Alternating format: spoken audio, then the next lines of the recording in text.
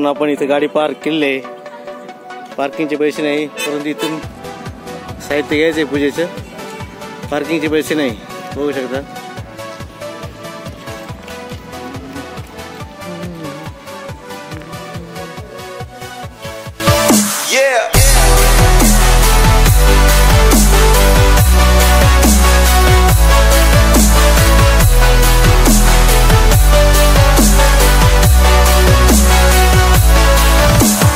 पूजेचं साहित्य चला चला मग. आयुष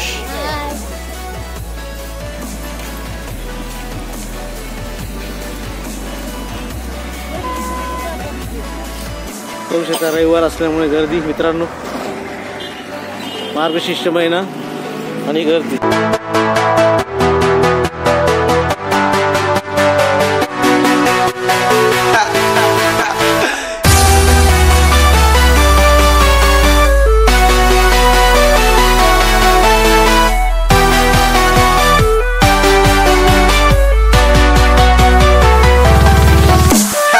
मित्रांनो, समोर बघू शकता फ्युनिक्युलर रोपवे जाण्यासाठी आपल्याला 12 ते 15 वर्ष व्यक्ती 110 आणि 3 ते 12 लहान मुले 55 रुपये आणि 75 वर्षापुढील व्यक्ती 55 रुपये असे तिकिटाचे दर आहे.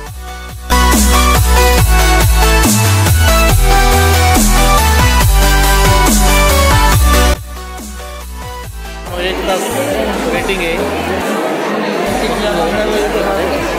अंगेत नको बसलेलं आहे. वेटिंग आहे, वेटिंग 1 तास.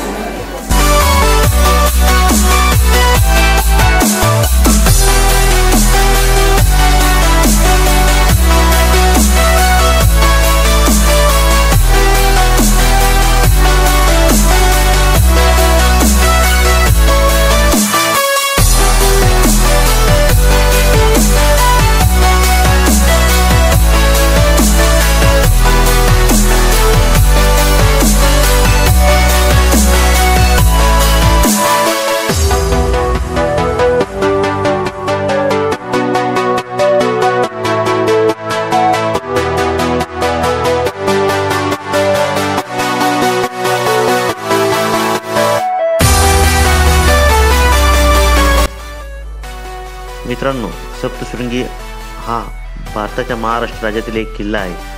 तो नाशिक जवळील नांदुरी गावाजवळ वसलेला असून अनेक कुटुंबाची आराध्य दैवत असलेल्या सप्तशृंगी देवीचे तीर्थक्षेत्र आहे. हे महाराष्ट्रातील देशाच्या महाराष्ट्रात असलेल्या देवीची 3.5 पीठांपैकी अर्धपीठ आहे. ब्रह्मदेवाच्या कमंडलूपासून निघालेल्या गिरिजा महानदीचे रूप म्हणजे सप्तशृंगी देवी असे मानले जाते. आदिशक्तीचे मूळ स्थान आहे असे मानले जाते. देवीचे 18 भुजा सप्तशृंग रूप येथे पाहावयास मिळते. ही देवीची मूर्ती स्वयंभू आहे. येथील गाभाऱ्यात शक्तिद्वार, सूर्यद्वार आणि चंद्रद्वार असे 3 द्वारे आहेत आणि या 3 द्वारातून देवीचे दर्शन करते.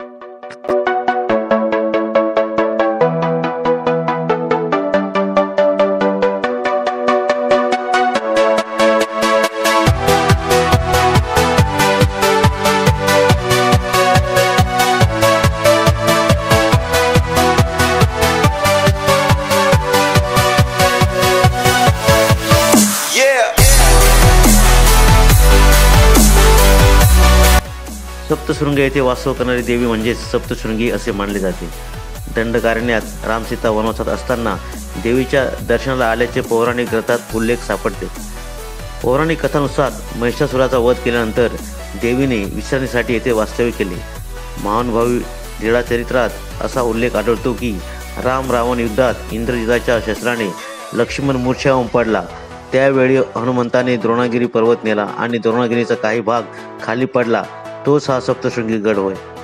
नाथ संप्रदायामध्ये नवनाथ भक्तिसार या पोथीत 2ऱ्या अध्यायात वर्णन असे आहे की दत्तगुरु व महादेव अरण्यात गमन करत असताना व अचानकपणे महादेव यांना कळतं की कोणीतरी तपश्चर्या करत आहे. हे बघण्याकरिता ते दत्तगुरु यांना पाठवतात व दत्तगुरु यांना घेऊन महादेवाकडे येतात आणि महादेव व दत्तगुरु म्हणतात की तुझी इच्छा आदिशक्ती सप्तशृंगी देवी पूर्ण करेल. शाबरी विद्याची खरी सुरुवात सप्तशृंगी गडावरून होते. सविस्तर माहिती नवनाथ भक्तिसार या पोथी 2ऱ्या अध्यायात वर्णन केले आहे. निवृत्तीनाथांनी समाधी घेण्यापूर्वी काही दिवस उपासना केली होती. देवी भागवतातही देवीची देशात 108 शक्तिपीठे असल्याचा उल्लेख आहे.